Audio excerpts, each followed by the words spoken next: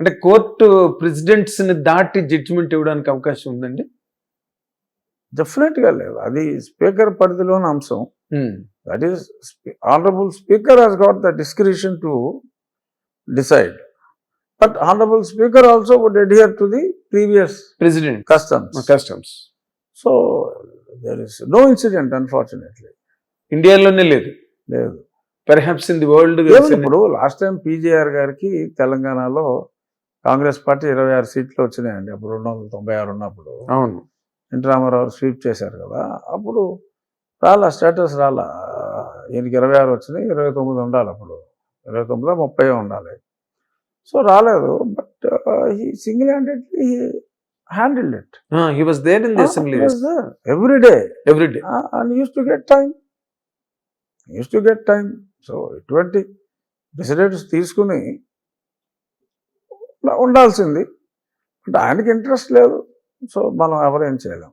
అంటే అసలు నార్మల్గానే ఇంట్రెస్ట్ లేని ఒక సిచ్యువేషన్లో మీరు వచ్చి తీరా డిప్యూటీ స్పీకర్గా అక్కడ కూర్చోవడం అన్నది ఆయనకి అంత పెద్ద రుచించలేదేమోనని ఒక టాక్. ఏమో మరి, నేను నా అంతటి నేనే స్వయంగా ఆయనతో మాట్లాడా.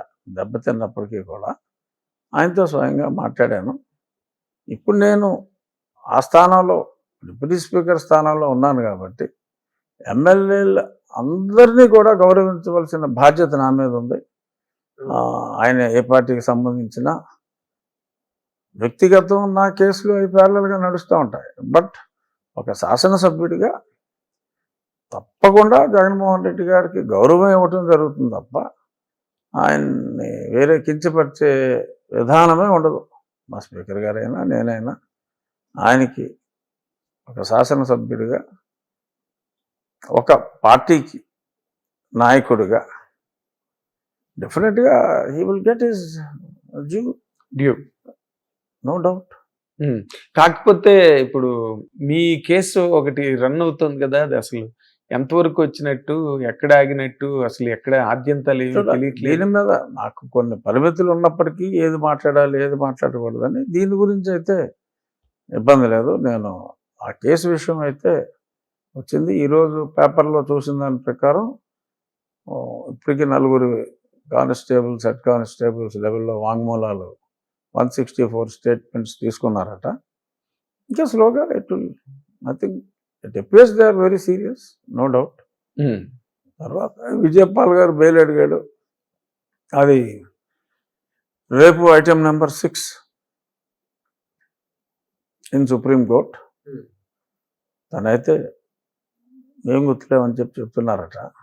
గుర్తులేకపోవడం ఏంటండి, అంత సీరియస్ ప్రొసీడింగ్స్. మరి ఫన్నీ పార్ట్ కదా అది. Sudden memory loss. పవిత్ర బంధం సినిమాలో నాగేశ్వరరావుకి అలా కొన్ని సినిమాల్లో చూస్తాం కదా. గతం మర్చిపోయారు. అది ఈజ్ ఇట్ మెడికల్లీ అలౌడ్ అండి? లేదు, హీ హాస్ టు కోఆపరేట్. అంటే is there any chance that medical department doctors can interfere in to this constitutional గా? ఏమని నాకు ఐఎమ్ నాట్ థరో. బట్ ఒక కాన్స్టిట్యూషనల్ పోస్ట్ లో ఉన్నప్పుడు if someone has become insane or lost his memory, they are not eligible to continue in that post. But ఇతను ఒక retired person కదా, recent గా రిటైర్ అయ్యాడు. అవునండి. But it's a smart guy. So చాలా విచిత్రం రెండు కూడా. ఆయనేమో అన్ని చాలా అంటే వాట్ యు కాల్ వెరీ స్ట్రేంజ్గా ఉన్నాయి కొన్ని ప్రొసీడింగ్స్. అయితే ఆయనేమో గుర్తులేదని చెప్పడం, ఈయనేమో స్టాటస్కి తగ్గ సంఖ్య లేకపోయినప్పటికీ స్టాటస్ అడగడం, ఏదో something very strange and weird is going on their. Weird. అయితే ఇప్పుడు మీరు బేసిక్గా మీరు అంటే just I'm touching your personal friend sir.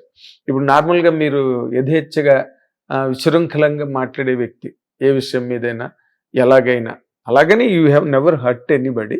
But Chandrababu Naidu గారు చెప్పినట్టుగా కుండ బద్దలు కొట్టినట్టు మాట్లాడడం అనేది మీకు అలవాటు. బట్ ఇప్పుడు మీరు మొన్న అసెంబ్లీలో కూడా దాని మీద చిన్న ఆహ్లాదకరమైన సంభాషణ జరిగింది. మీరు మాటలకు కట్టుబడుతున్నారని, మాటలకు నేను ఇంకా కట్టుబడతానని మీరు చెప్పడం, ఇదంతా కూడా ఒక ఒక బాన్హమీ సిచ్యుయేషన్ అక్కడ అసెంబ్లీలో క్రియేట్ అయింది. మీరు నిజంగానే అలాగ మాటలు కంట్రోల్ చేసుకుని అలా ఉండగలరా సార్ నిజంగా మీరు? తప్పకుండా ఉండగలను. నేను ఇంతకుముందు కూడా కంట్రోల్ తప్పి ఎప్పుడు మాట్లాడలేదు. నో కంట్రోల్ తప్పి ఎప్పుడు మాట్లాడలేదు మీరు. ఎప్పుడు you have been with in your control and permissibility. భాష విషయంలో కూడా ఎప్పుడు కంట్రోల్లోనే ఉన్నాను. ఇప్పుడు మీరేంటి తాజాగా తీసుకుంటున్న జాగ్రత్తలు, being a deputy speaker of the house? ఇంకొంచెం ఇదివరకే ఎప్పుడు భాష విషయంలో కానీ ఎక్కడ మీరు పుల్లు పోలేదు. బట్ ఇప్పుడు ఇంకొంచెం అంటే అసెంబ్లీలో చైర్లో ఉన్నప్పుడు ఇంకాస్త అంటే మరి వాడుక భాష పూర్తి వాడుక భాష కాకుండా వాడుక భాషలో కొన్ని పదాలు కొలిక్వల్ టర్మ్స్ వచ్చేస్తాయి, కొంచెం ఇబ్బంది పెట్టవచ్చు. సో అక్కడ ఆ సభా గౌరవాన్ని కాపాడాలి. ఎవరైనా అలాంటి పదాలు మాట్లాడినప్పుడు కూడా ఆ పదాలని తొలగించవలసి రావచ్చు రికార్డ్స్ నుంచి. ఎందుకంటే నేను పార్లమెంట్లో ఉన్నాను కాబట్టి ఒక 5 సంవత్సరాలు ఒక్కరోజు తప్పితే నేను పార్లమెంట్ ఏ రోజు మానలా. Everyday I use to be there almost. ఏదన్నా లంచ్కి వెళ్ళినప్పుడు ఎప్పుడైనా ఒక 5 నిమిషాలు 10 నిమిషాలు లేట్ అవడం తప్ప అసలు నేను మార్నింగ్ టిల్ క్లోజర్ ఎప్పుడు కూడా అత్యధిక సమయం పార్లమెంట్లో ఉన్నది బహుశా నేను అయి ఉంటుందేమో. అది ఎవడో మెజర్ చేయలేదనుకోండి. అవును. సో అలాగా ఆ రూల్స్ కమిటీలో కూడా సభ్యుడిగా ఉన్నాను నేను. పార్లమెంట్లో స్పీకర్ గారి చైర్మన్, నేను సభ్యుడిగా కూడా ఉన్నా.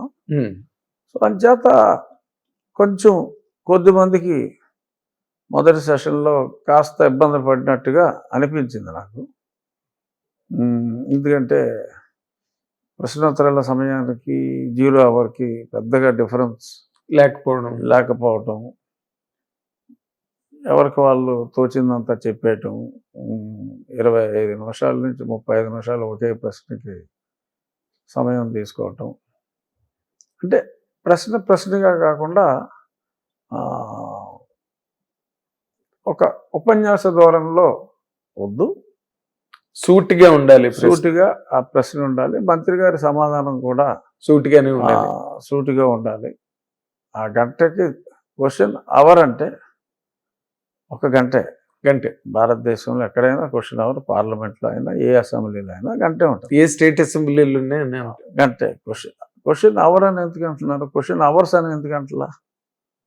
సో క్వశ్చన్ అవర్లో ఉండాలి. It should not become question hours అనేది నా ఉద్దేశం.